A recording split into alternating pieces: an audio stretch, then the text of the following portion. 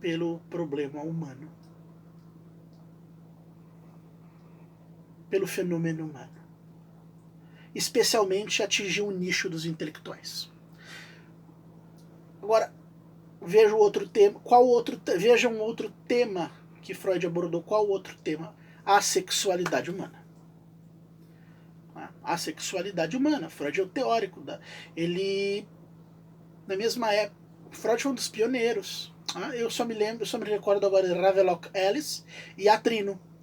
Foi um dos primeiros a abordar a sexualidade humana. E abordou naqueles termos que todos conhecemos, que na época se chamava desbragadamente. E com isso Freud acabou atraindo a atenção e o interesse de todos, inclusive das pessoas comuns. O que entre os gênios e os intelectuais é inusitado. Apesar de Karl Marx ter se dirigido aos proletários, às pessoas mais humildes, mais pobres, ele não conseguiu atrair a totalidade, ou mesmo talvez a maioria dos proletários, e a atenção das pessoas pobres, exploradas, dominadas. Freud, porém, ao abordar a sexualidade humana, conseguiu atrair a atenção de um número considerável de pessoas. Isso porque quase todo mundo, ou quase todo mundo, faz sexo. E se interessa por assuntos, por questões pertinentes à sexualidade. É um tema que chama a atenção, instiga a maioria das pessoas. E neste caso, das pessoas simples, das pessoas comuns, do cidadão comum, mesmo das pessoas semi-analfabetas e mal informadas. Também elas se interessam pela temática sexual. Então conseguiu Freud a façanha ao abordar estas duas temáticas, a um lado a questão da mente e, por outro lado, a questão das relações sexuais ou da sexualidade humana, conseguiu Freud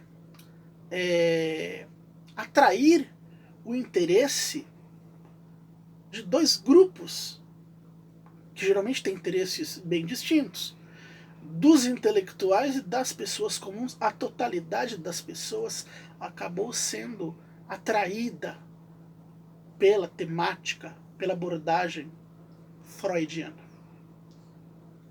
Além disso, ele além de ter abordado a questão da mente na sua teoria dinâmica,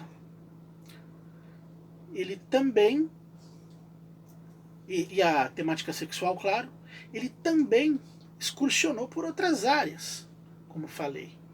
Ele deu lá uma excursionada pela sociologia, por exemplo. Sociologia religiosa. Também esse nicho. Escreveu O Futuro de uma Ilusão e o Mal-Estar da Civilização. E abordou também questões de ordem abstrato-metafísica, como a existência de Deus na perspectiva ateística ou negacionista. Então, como se não bastasse ele já ter atraído a atenção das pessoas com a sua temática, ele ainda com a sua temática particular conseguiu atrair a atenção e o interesse de mais pessoas. E com isso Freud consagrou-se como um autor que sempre esteve e, acredito eu, sempre estará na berlinda. Apesar de, ao contrário dos demais, não nos ter oferecido solução alguma. Freud levanta problemas, aponta para problemas, para situações problemáticas. Não nos oferece soluções, como já disse, e não nos dá esperança. Ele considera a esperança como um veneno, o que é estranho vindo da parte de alguém que durante os últimos 20 anos da sua vida fez praticamente, se não me engano, 40 cirurgias. Não lembro mais se foram 20 ou 40. Acho que 40 cirurgias aqui em torno da face e da boca do maxilar. E para poder viver mais 20 anos. Uma vez que ele foi atingido por um câncer na língua que atingiu o palato e toda essa região, uma coisa horrível e que enfim levou à morte. Tá? Mas parece estranho, né, que uma pessoa que tenha suportado tantas intervenções cirúrgicas e tanta dor, né, durante 20 anos, né, tenha vivido e sobrevivido sem esperança, né, e se negado à esperança. É o caso, né?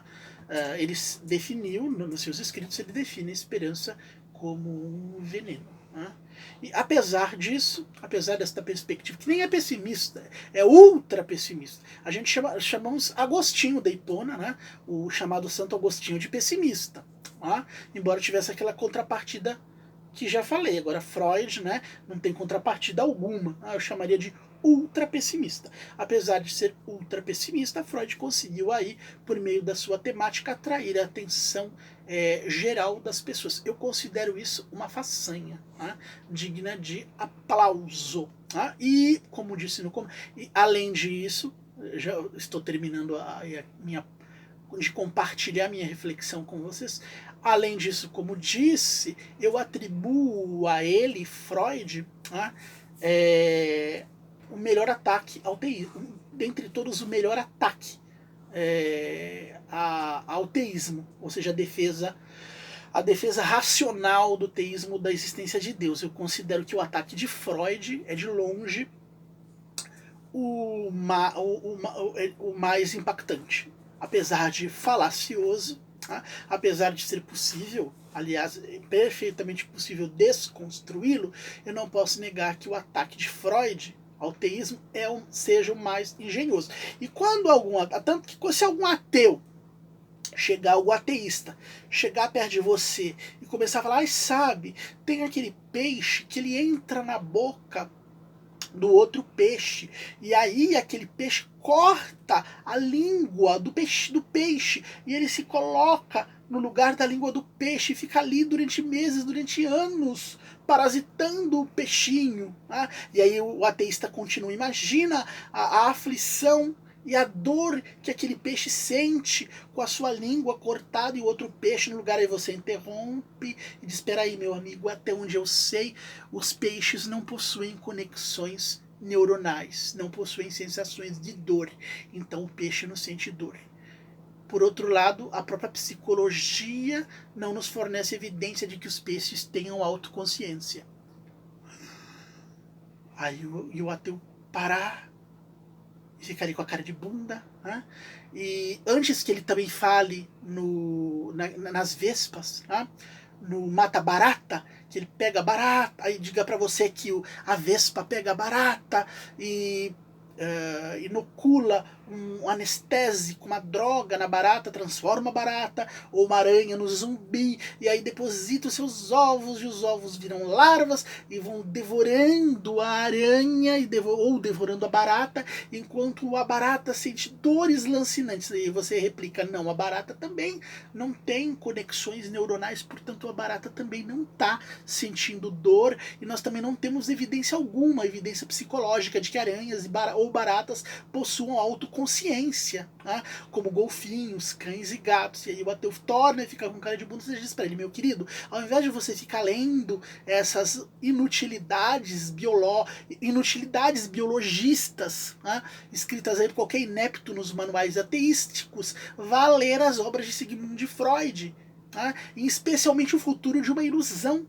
Você vai aprender, que aí você vai, com certeza, vai depurar os seus argumentos ateísticos, e os seus argumentos ateísticos, ao menos, vão ter uma aparência de respeitáveis, vão ter uma aparência de racionalidade. E aí nós podemos até sentar civilizadamente, né, em redor de uma mesa, né, e discutir, dialogar civilizadamente sobre o assunto.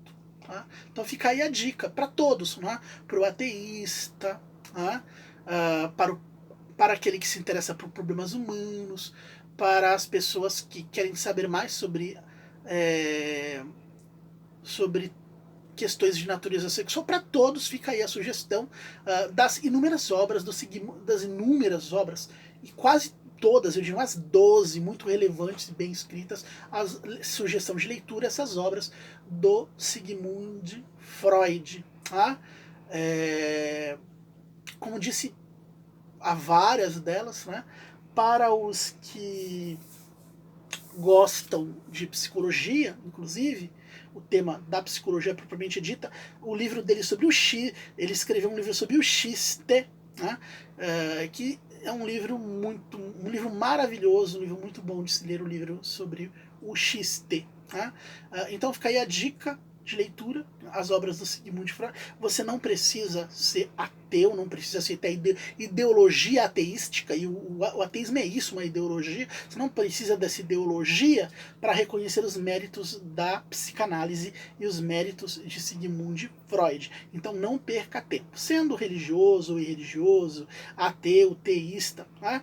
Vá, corra a uma livraria, a livraria mais próxima, adquira uma pilha de livros do Sigmund Freud e devore-os, porque com certeza, apesar dele não ter prometido solução alguma, dele não nos ter assinado com experiência, com certeza a leitura dos livros do Sigmund Freud vão impactar a sua vida e trazer uma melhor qualidade de vida para você. Okay? Fica essa nossa reflexão, tá? Que nós compartilhamos com vocês, e até a próxima. Muito obrigado.